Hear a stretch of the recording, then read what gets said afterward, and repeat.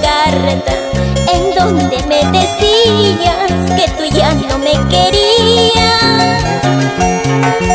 Al pie de una peña tristemente yo lloraba, recordando tus besos que un día tú me diste.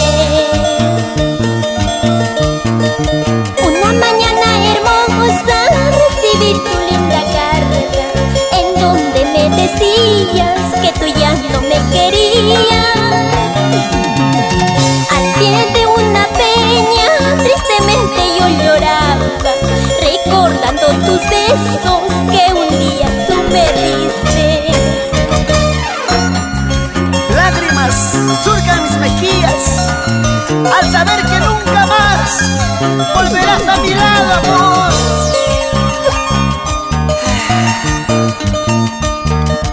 En el cerrito de mango me hiciste un juramento, sentada sobre una piedra frente a mi pueblito. Las palomitas del campo fueron testigos eternos de nuestro gran romance que un día hemos tenido.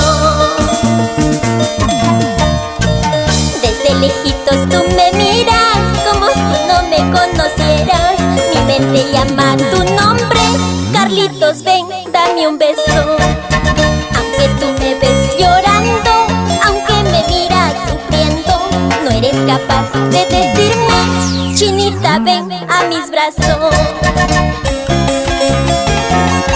Del gran amor que nos tuvimos tú y yo, hoy solamente ha quedado una triste historia de amor. Chinita, bonita. ¡Vamos, Nati! Recordar es volver a vivir, eso sí. Vamos, Danielito Iparraguirre, por Huilcayaco. Y nos vamos por Santiago de Chayas, La Victoria, Huanchay, Parcoicillo, Baila y goza Benito Ramos y esposa.